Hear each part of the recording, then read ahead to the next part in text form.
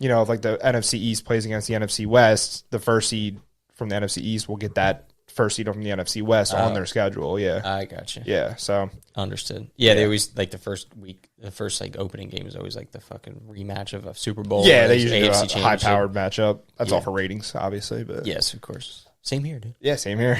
And then you gotten good feedback on, like obviously, Flyer Training Center being our main rink. You've gotten good feedback on using our supplemental rinks and stuff like that?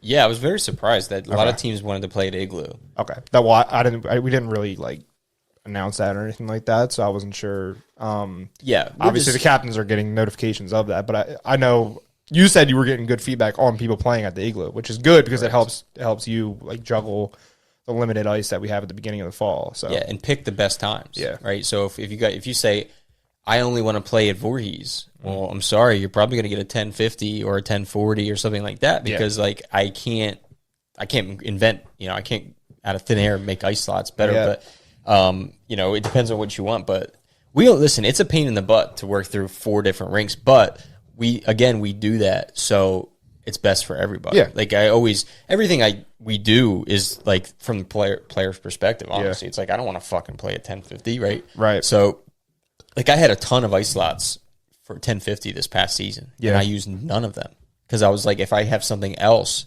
I'll do that. You know what I mean? And it would have made our lives so much easier to just do a 1050, and I wouldn't have to extend. Like we wouldn't be season probably over by now. Yeah, true. Right.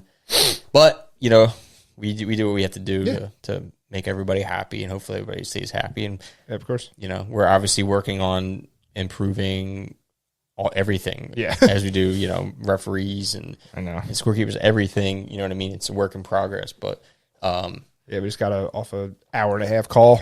Yes. Working on that.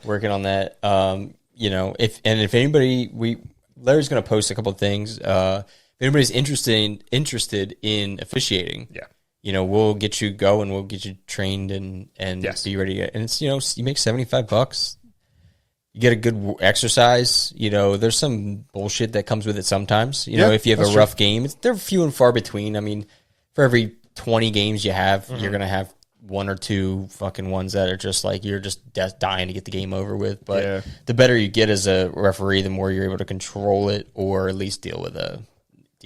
I mean, a few games a week is a good chunk of change on a monthly basis. You know what I mean? It is. Like we got guys who do 10 games a week. You know what I mean? That's fucking $750. Yeah, that's pretty good. Somewhere between $700 and $750. Like that's pretty sweet for doing something at night where your kids are asleep or you're not doing anything else instead of sitting around. Yeah, go ref. And if you're one of the guys who complain about it. Or not complain. I want to say complain about it, but that would like to see it improve. Be a part of the solution here. Yeah, I mean, we have a lot of refs, but we obviously there's a lot of skate. Like we picked up a couple that are great players, great skaters, and I know that they'll be great officials. Yeah, right. I think our problem really is more the people who don't have a lot of big hockey background, and they play and they come and they have the hurdle of learning how to skate. Right. They have the hurdle of learning the game. Like Larry's thinking about it. I don't know if he's going to do it, but like Larry's great skater. Obviously, he's going to be in the right positions once he learns what position to be in. And he's a hockey player, so he can slow down the game. When you're watching it, it's different. You have to pay attention to everything. Right? Behind you, in front of you.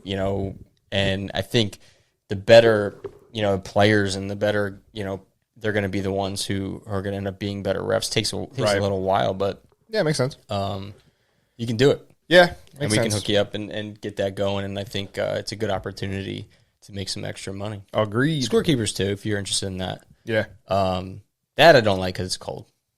Well, they got that den of a science.